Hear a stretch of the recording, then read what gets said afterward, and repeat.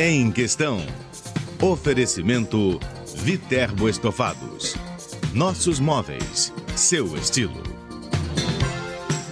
E Fran Hairstylist, revelando o melhor de você.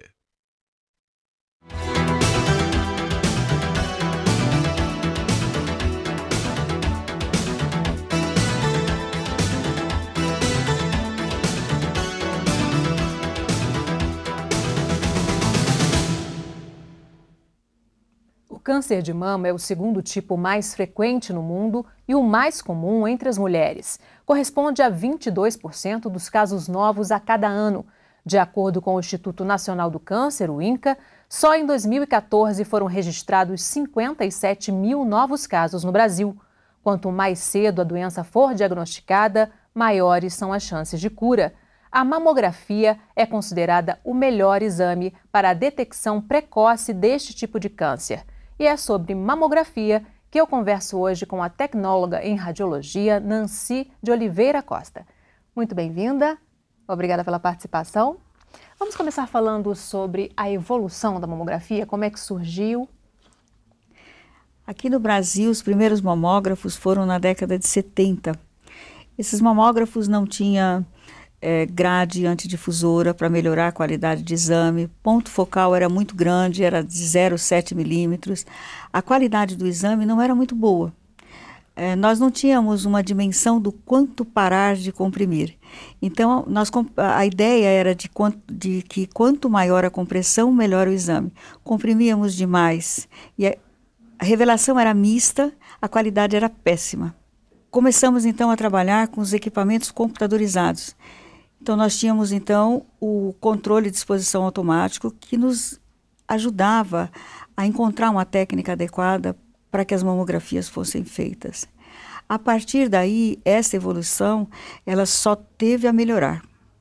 As empresas começaram cada vez mais melhorando esses tipos de equipamento. Outras grades foram introduzidas, outros tipos de filme também foram introduzidos, outros tipos de ecrã. E aí surgiu a tecnologia CR, surgiu a tecnologia digital. Que a gente vai falar um pouquinho mais daqui a pouquinho da tecnologia digital. Tá certo. Vamos voltar um pouquinho no tempo. Sim. Como é que surgiu a mamografia? Foi logo depois do raio-x, né? Sim, as primeiras mamografias elas eram feitas com envelope, com equipamento de radiologia convencional. A qualidade era muito ruim, porque você tem fótons de raio-x, né? Você tem material de alvo, que é colocado no tubo de raio-x para visualização de ossos. E a mamografia não tem osso. Então, a qualidade ficava muito ruim. A imagem não tinha, vamos dizer, diferenciação tecidual. A diferenciação tecidual na mamografia é um grande problema, porque elas são muito parecidas. E nós precisamos sempre de alta resolução espacial. Nós não tínhamos com tungstênio. Então, surgiram os mamógrafos para que a gente fosse fazer as mamografias com maior qualidade. Nos mamógrafos, então, colocou outro material nos tubos de raio-x. Colocou, então, o molibdênio. Mas com ponto focal muito grande, também nós não tínhamos uma qualidade boa. Veio, então, o alumínio. O alumínio também permitia que a gente trabalhasse com quantidade de raio-x muito maior, a qualidade também não era boa. Com a empresa trabalhando a favor da mamografia, procurou diminuir esse tamanho de ponto focal e o material de alvo também. Eles foram pesquisando materiais que fizessem com que a mamografia tivesse, então, essa diferenciação tecidual de uma forma que os médicos conseguissem visualizar e diferenciar o tecido bom do tecido doente. Uhum. E com isso, a mamografia, então, ela passou a ser de rotina. As mulheres começaram a fazer esse exame preventivamente, a princípio, a partir dos 40 anos. Uhum. Hoje, já é possível detectar, com essa evolução toda, hoje ela é bem mais precisa, né? Sim. Hoje já é possível detectar os nódulos a partir de que tamanho? Milimétricos, menores do que 1 milímetro. 1 milímetro é a ideia que se tem para se encontrar câncer de mama em fase inicial. A idade, você falou aí a partir dos 40 anos, mas em alguns casos O câncer de mama pode ocorrer em qualquer faixa etária. Se o médico tiver suspeita de câncer de mama, em qualquer faixa etária, ele vai pedir uma mamografia. principalmente porque mais de 85% dos carcinomas, eles são ductais. O que é um carcinoma ductal? Ele acontece dentro do ducto e ele nos aparece nas mamografias como microcalcificações. E as microcalcificações, elas são muito bem visualizadas nas mamografias, através de uma compressão adequada e de uma técnica adequada também. No caso de pessoas que já têm câncer na família, né? Mãe, irmã, tia, essa rotina, ela é feita de que forma? A rotina, ela começa mais cedo. Mulheres de alto risco normalmente começam com 35 anos de idade ou 10 anos antes do que a idade que a mãe teve o câncer de mama. Ou a mãe ou a irmã teve câncer de mama. Ou seja, se a mãe teve com 30 anos, ela tem que começar com 20. Com 20 anos começa o rastreio dela. A mamografia muitas vezes assusta a mulher, porque Sim. é considerado um exame dolorido, né? Qual é o melhor período para fazer o exame, para ter menos dor? A melhor época para a mulher fazer a mamografia é no 5º dia após a menstruação. Assim que desce a menstruação, conta como dia 1. No 5º dia, mesmo ela estando menstruada, é o melhor dia para que ela faça a mamografia. A mama, ela não vai estar tão inchada, não está dolorida mais, e o médico consegue visualizar melhor as lesões nessa fase da mulher. Tem uma diferença mesmo, inclusive na densidade? Em fase pré-menstrual, a mama fica muito densa e o exame se torna insuportável. Existem formações de nódulos em algumas mulheres nessa época que desaparecem depois da menstruação. Então, realmente não é interessante, porque você fazer uma mamografia sem a compressão adequada, na verdade, eu termino formando imagens que na realidade não existe. Então, eu termino formando nódulos espiculados que não existem por falta de uma compressão adequada. Fora isso, eu vou ter que aumentar a quantidade de dose na sua mama. Quando eu faço mais uma radiação, mamografia, né? mais radiação. Então, existe, quando eu aumento essa radiação, essa probabilidade de indução de câncer termina sendo um pouco maior, né? É uma probabilidade, mas existe essa probabilidade, porque a mama ela é um órgão sensível à radiação, assim como as gônadas, como o cristalino e a tireoide. Por que é preciso comprimir a mama, que é o que todo mundo reclama? É fundamental para o exame de mamografia, porque quando você faz a compressão mamária, você, no ato que você traciona a mama, que você traz a mama para frente, você afasta a mama da parede torácica, portanto você não traz as estruturas do tórax junto com a mama. Quando você comprime, você diminui a espessura. Diminuindo a espessura, você diminui a dose para a paciente. Você espalha o tecido mamário. Você espalha e você pode, então, demonstrar algum câncer que tiver ali junto com o tecido mamário sadio. Na hora que você faz esse espalhamento, o médico vai visualizar. Você diminui também a quantidade de, a probabilidade, desculpe, a probabilidade de movimento na mama. Movimento físico da mama quando você faz a compressão mamária. Outra coisa que você diminui também é o borramento geométrico. Você aproxima a lesão do receptor de imagem. E nisso o médico consegue visualizar muito melhor aquela lesão do que se você não fizer a compressão. Mamografia sem compressão ou com compressão inadequada é o mesmo que você não fazer a mamografia, entendeu? Você traz uma falsa segurança para a paciente e, na verdade, você não está demonstrando o que realmente tem naquela mama. Eu acredito que seja a parte mais crucial para nós que somos profissionais da área de mamografia. É um momento que você precisa conquistar essa paciente, você precisa fazer com que ela confie em você e relaxe, e colabore para que você faça um exame bem feito. Talvez fosse bom explicar isso para a paciente, né? Olha, essa compressão, ela realmente é necessária para que a gente tenha uma nitidez, né? Uma nitidez na imagem. E além disso, reduza a dose de radiação que a gente está colocando em você, né? Isso as técnicas que trabalham, ou as tecnólogas que realizam o exame de mamografia, elas explicam para a paciente. Porque mamografia é um exame que você não consegue fazer sozinha. Você precisa da ajuda da paciente. Para que você tenha, então, essa ajuda, você precisa explicar para essa mulher o que vai acontecer. Então, o ideal é que, assim que você começa a fazer a compressão, você precisa avisar para essa mulher. Vai começar, a compressão vai te incomodar um pouquinho. À medida que você vai comprimindo, você volta a dizer a ela, olha, vai incomodar um pouco mais. E com isso ela vai relaxando, ela vai confiando em você e ela, na verdade, ela está controlando a compressão. Você termina de fazer a compressão e ela está permitindo que você comprima mais. Já que a gente está falando aí de posicionamento, existem 2 posicionamentos básicos para a mamografia nas mulheres, não é isso? Sim, a nível mundial, você tem as incidências básicas, que são a incidência crânio-caudal e a incidência oblíqua-médio-lateral. São 2 planos. Um plano é feito a 0 graus, né? E o outro plano é feito num ângulo qualquer. Vai depender do biotipo da minha paciente. Então, eu vou fazer sempre em 2 planos.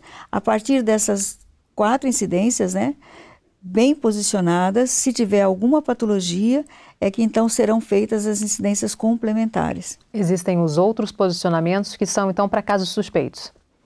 Para alguma suspeita que o médico visualizar, ou nem sempre é suspeita, é para melhorar realmente a qualidade de imagem. E aí são até qualidade 15, técnica, né? Para que o médico consiga então um diagnóstico de precisão. São até 15 posicionamentos diferentes, né? Cerca, uma né? média de 12, 15 posicionamentos, entendeu? No caso de mamografia para homens? São os mesmos posicionamentos. Mesmo das mulheres? Segue o posicionamento das mulheres da mama feminina de pequeno tamanho. Então eu posso fazer tradicionalmente, como se faz para as mulheres, crânio caudal, oblíqua médio lateral, ou eu posso fazer em caldo cranial. Eu giro o meu equipamento a 180 graus e começo a compressão da parte inferior da mama para a parte superior. Quer dizer, mesmo para as mulheres tem diferenciação de acordo com o tamanho? Se a mama for muito pequena e a profissional tiver dificuldade em fazer no crânio caudal, ela pode sim fazer com incidência caldo-cranial. Ela começa então com a compressão de baixo para cima. Quando que a mamografia é indicada para os homens? O homem não faz mamografia de rotina. Porque nós, mulheres, nós temos uma quantidade maior de estrógeno no nosso organismo, portanto, nós temos maior probabilidade de desenvolver o câncer de mama. O homem tem uma pequena quantidade, portanto, uns 2% de chance de desenvolver câncer de mama durante a vida dele. Então, o homem só vai fazer mamografia se ele tiver algum sintoma, se ele tiver algum sinal. Infelizmente, o homem, quando ele vai fazer mamografia, ele termina depois fazendo uma mastectomia. Normalmente já é estágio mais avançado. O homem vai estar sempre em estágio avançado. Diferente de nós, que a ideia é, como nós temos uma grande probabilidade de desenvolver câncer de mama, então nós fazemos mamografia regularmente, que é justamente para ter o benefício de detecção precoce do câncer de mama. O homem tem todos os cânceres que a mulher desenvolve também, o homem desenvolve, com exceção do carcinoma lobular. O homem tem cisto, o homem tem nódulo, e quando o homem tem cisto e tem nódulo, os pesquisadores, eles acreditam que esse cisto e esse nódulo ocorre do ducto e não do lóbulo. Ok, nós vamos fazer um rápido intervalo. No próximo bloco a gente continua falando sobre mamografia. O Em Questão volta em instantes, até já.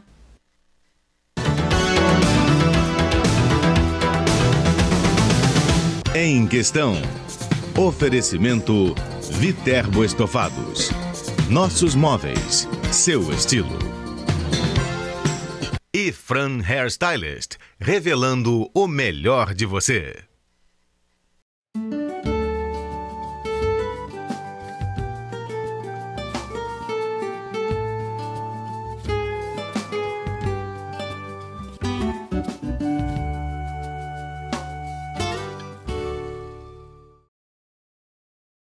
Em Questão. Oferecimento Viterbo Estofados. Nossos móveis, seu estilo.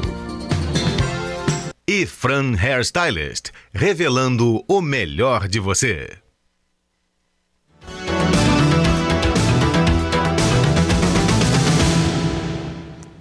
O Em Questão está de volta falando sobre mamografia. Nossa convidada é a tecnóloga em radiologia, Nancy de Oliveira Costa.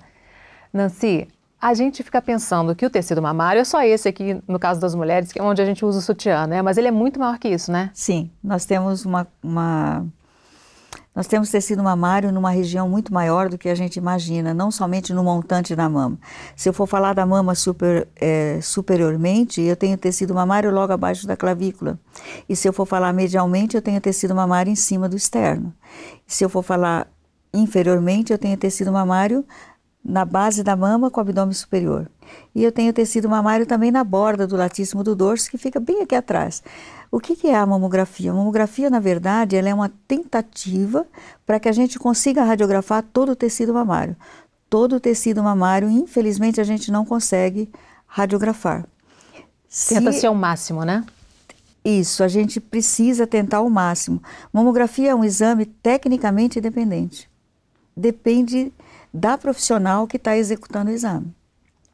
Então, essa profissional, ela precisa ter habilidades através da competência que ela adquiriu, com os estudos que ela fez, para que ela consiga, então, fazer essa mamografia adequadamente posicionada. Parece um exame fácil, parece que são somente 4 incidências, só tem 2 feitinhos, então é muito mais fácil. E não é. É um exame que ele tem muita complexidade.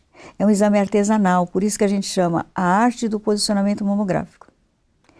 É um exame muito próximo, muitas vezes a profissional contém com o corpo dela a paciente, porque a paciente quer fugir, entendeu? Ela precisa espalmar muito essa mama, quer dizer, ela precisa alisar muito essa mama, ela precisa posicionar de forma que o médico consiga visualizar todo o tecido mamário sem sobreposição. Por isso que é muito importante a educação continuada, né? Esse profissional tem que estar se reciclando o tempo todo, né? A educação continuada, ela é fundamental. E é importante que o profissional entenda que essa educação, na fase adulta, depende dele. Ele nunca mais vai poder parar de estudar. Ele tem que sempre fazer o volta à escola, sempre, sempre, sempre. O quarto grau, ele é para sempre. Ele é para sempre. Até, Nancy, porque essa tecnologia está sempre evoluindo, né? A tecnologia, ela evoluiu demais, né? Eu acompanhei bem essa tecnologia porque eu estou há 40 anos na radiologia. Então, eu fiz mamografia em equipamento convencional de radiologia. Né? Depois eu fiz mamografia com os primeiros mamógrafos e acompanhei os mamógrafos computadorizados e agora chegaram então os mamógrafos que têm tecnologia digital. Hoje nós temos tomossíntese. Tomossíntese é o que a gente pode dizer de mais moderno na mamografia. Você pode fazer mamografia em combo, por exemplo. Você seleciona no painel que você quer fazer o combo, você faz a princípio mamografia em 2D e em seguida em 3D. Dependendo do arco que você tem nesse tipo de equipamento, você tem os cortes adequados, entendeu? Então você pode fazer 15 cortes, 20 cortes, vai depender do ângulo que eu tiver no arco do meu equipamento. E nesse tipo de exame, realmente, ele é, assim, fantástico e você precisa ter mais conhecimentos dessa tecnologia. A gente estava falando do tecido mamário, né? Sim. Muitas vezes o nódulo ele se esconde nos tecidos mais profundos e é esse que é o mais difícil de detectar? Sim, exatamente. Antigamente a mulher precisava fazer o autoexame para que ela mesma encontrasse os próprios cânceres. Só que quando você tem um médico treinado ou uma enfermeira treinados para fazer o exame clínico da mama, eles encontram essa lesão a partir de 1 centímetro, se for superficial na mama. Se for na parte mais profunda da mama, não consegue detectar. Nas mamas volumosas, então, não se acha mesmo, entendeu? Nós, mulheres leigas, nós encontramos esses nódulos na nossa mama, ou esse câncer na nossa mama, quando ele já tem de 3 a 5 centímetros, que já é muito grande para a mama. Em qualquer outra região do corpo, 3 centímetros, o tumor é pequeno, mas para a mama, esse tumor ele está enorme. Ele já trouxe muitos prejuízos para a mulher. E pode originar a perda da mama, né? Sim, sim, sim. Aí os tratamentos, eles são menos eficazes e mais mutiladores, entendeu? Então, a ideia é que na mamografia, esses cânceres eles sejam encontrados em tamanhos milimétricos, portanto, os tratamentos são mais eficazes e menos mutiladores. Você já começou a falar aí da mamografia digital, mas vamos fazer a diferença. Qual a diferença entre analógica para digital, convencional para digital? Quais são as vantagens? Em que casos ela é indicada? Então, teve um estudo que eles fizeram estudos com mulheres com mamografia analógica e mamografia digital. E foi comprovado que na mamografia digital não tem perda de informação. Então, o diagnóstico é mais preciso na mamografia digital do que na mamografia analógica. Por quê? Os detectores, eles são feitos com, a grande maioria hoje, os fabricantes estão hoje fazendo os detectores com selênio amorfo. Por quê? Selênio amorfo, ele faz com que os fótons de raio-x eles sejam transformados imediatamente em sinal eletrônico. E com isso, não se tem perda de informação. No sistema analógico, o que acontece? Os fótons de raio-x são transformados em luz. Depois ele vai para a revelação. Por isso que está havendo uma substituição, né, da analógica pela digital, né? Assim como aconteceu com a fotografia, vai acontecer com a mamografia. Uhum. Por que é importante a gente guardar os exames?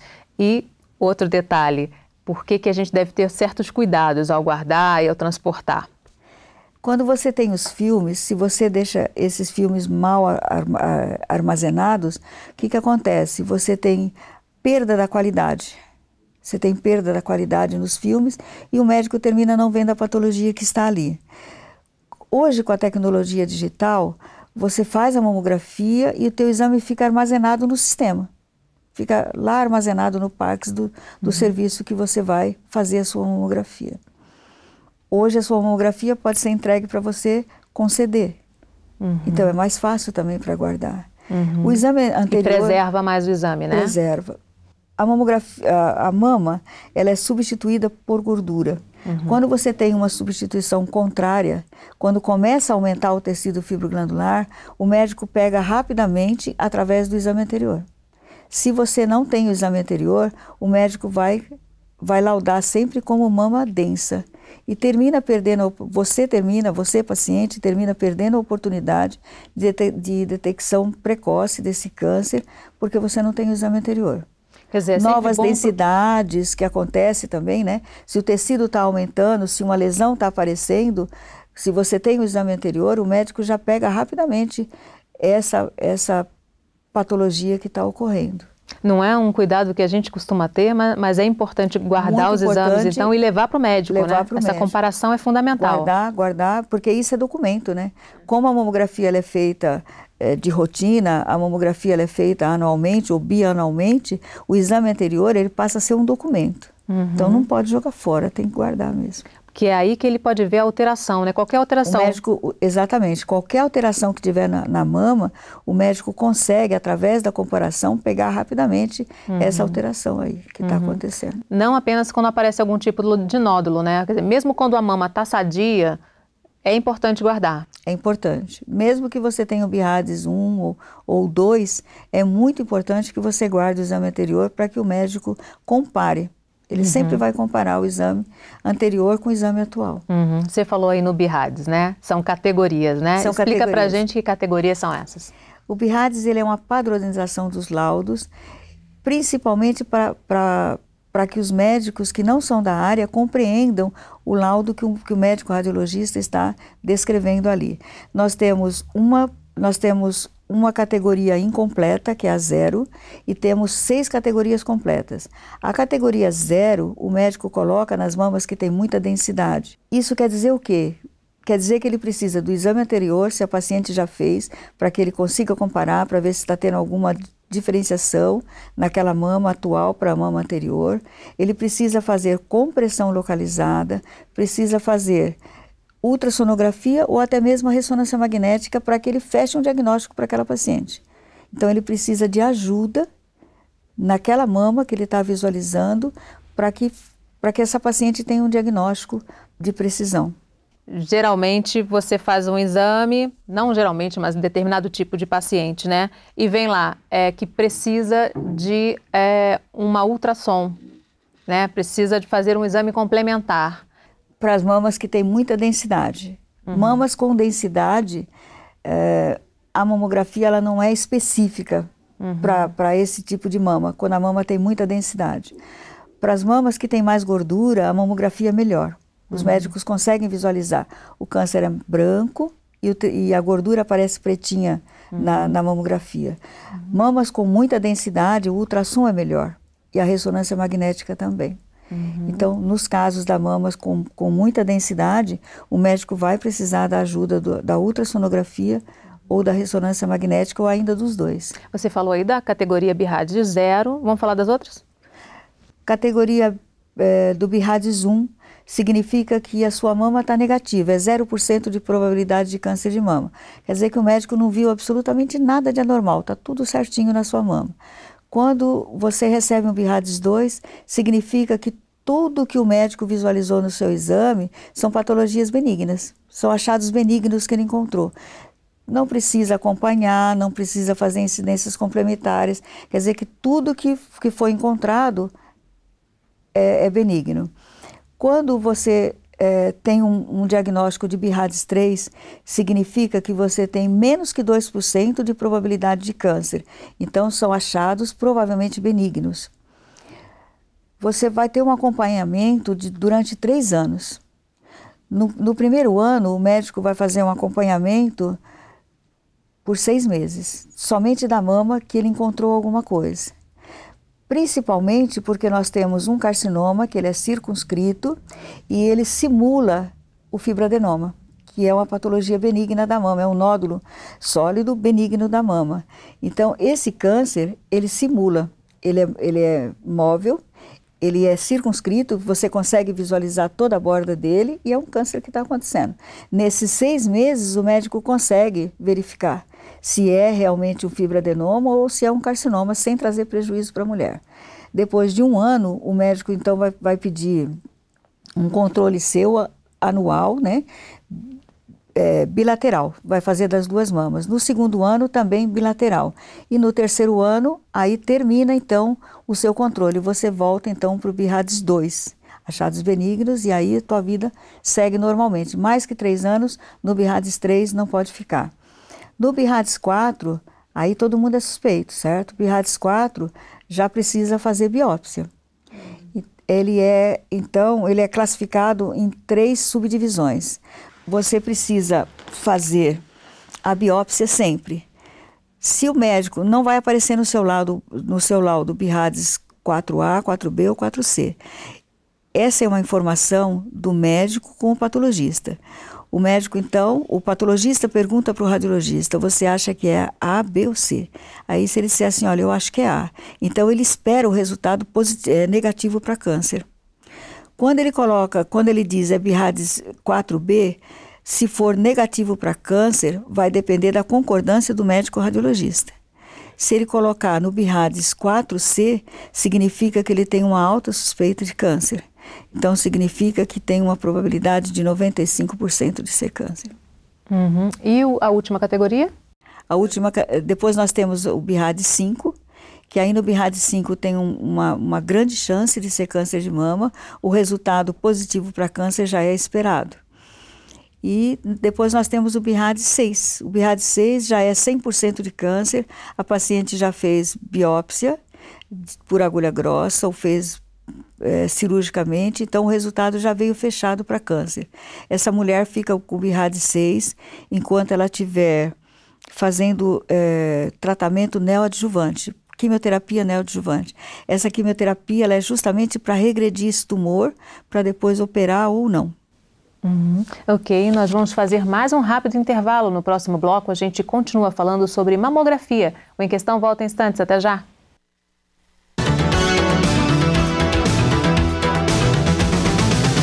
Em Questão. Oferecimento Viterbo Estofados. Nossos móveis, seu estilo. E Fran Hairstylist, revelando o melhor de você.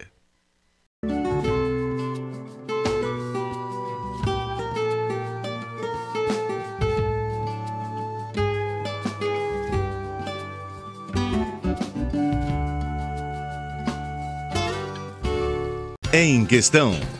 Oferecimento Viterbo Estofados. Nossos móveis, seu estilo. E Fran Hairstylist, revelando o melhor de você.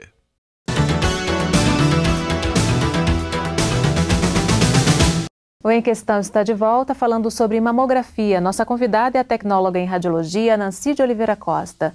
Nancy, e aquelas mulheres que colocaram prótese de silicone? Como é que elas podem fazer mamografia? Então, prótese de silicone é um grande problema para a gente, né? Eu costumo dizer que a gente chama a paciente e a gente não olha na cara, não. A gente olha direto no peito para saber, puxa vida, será que tem silicone, será que não tem? Será que eu vou sofrer nesse exame ou será que eu não vou? Paciente com prótese, você precisa fazer, com implante de silicone, você precisa fazer no mínimo 8 incidências mamográficas. Você faz primeiro todo o conjunto, mama e o implante, né? Que o médico precisa então visualizar o contorno do implante para ver se está íntegro, se não está abaulado ou se não tem ruptura desse implante. E depois então você vai fazer as manobras de deslocamento desse implante. Você faz uma massagem, coloca o implante para trás e você termina então comprimindo a parte anterior da mama. É uma manobra altamente técnica, né? Altamente técnica e nem sempre dá para fazer. Dependendo né? da onde tiver colocado esse implante lá. E do tamanho também? Depende bastante também. Tem implante que é colocado subglandular. Então ele fica em cima da glândula mamária e a gente não consegue, não tem espaço para fazer essa manobra. Então vai só radiografar o mamilo, não compensa. Então a gente não faz. Aí a paciente vai fazer ultrassom, vai fazer ressonância magnética para ver, inclusive, a parte posterior do implante. Mas a ressonância e o ultrassom, nesse caso, conseguem detectar totalmente? Perfeito. São perfeitos. São perfeitos para exame com implante. Uhum. Quando esse implante ele é colocado subfacial, atrás da fáscia da glândula mamária, então ainda sobra um espaço para que a gente faça a manobra. A gente faz a massagem para que esse implante vá para trás e a gente comprime então a parte anterior da mama. Quando ele é colocado submuscular, melhor ainda, porque ele está atrás do músculo peitoral. Quando ele é colocado atrás do músculo peitoral, então nós temos toda a mama para radiografar. Então a gente consegue um exame melhor nesse ponto. Mesmo assim, a paciente vai fazer ultrassonografia. Para complementar e não restar dúvida. E ressonância magnética vai ficar muito a critério do médico radiologista estar requisitando ou não essa ressonância magnética para ser feita. Agora, se para a gente já é complicado aquele achatamento lá, a compressão com silicone é mais complicado ainda, né? Então, quando você tem silicone... Eu vi a imagenzinha assim, o procedimento é mais delicado ainda, né? É mais delicado. Quando você tem um implante mamário, a compressão não pode ser a mesma compressão para as mulheres que não têm. Por quê? Quando eu faço a compressão, o compressor ele empurra a pele contra o tecido mamário. Quando o médico coloca o implante dentro da mama, ele faz com que os tecidos mamários sejam empurrados contra a pele. Então, na hora que você vai fazer a compressão, você termina fazendo duas forças contrárias.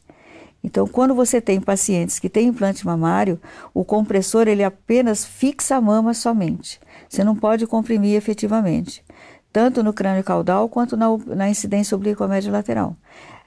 A compressão é somente para fixar a mama para a gente poder radiografar. Uhum. Pessoas que já fizeram mastectomia, elas têm que fazer a mamografia ainda depois do procedimento? Sim. Até 5 anos, quando a paciente faz quadrantectomia ou faz mastectomia. A quadrantectomia é a cirurgia conservadora da mama e a mastectomia é quando retira toda a mama. Aí vai fazer somente da mama contralateral. Até 5 anos, essa paciente ela é acompanhada bem de perto, é feita a mamografia dela para ver se não vai ter uma recidiva tumoral. Depois desses 5 anos, então vamos dizer que ela tenha uma alta, né, o câncer dela está controlado.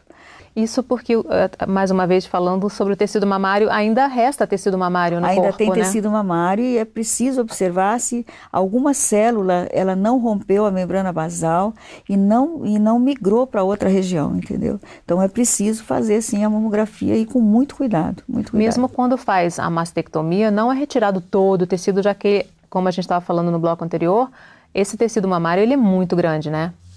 Exato. Tem vários tipos de mastectomia. Uhum. Tem algumas mastectomias que o médico retira todo esse tecido mamário, ele retira o grande peitoral, ele esvazia a axila.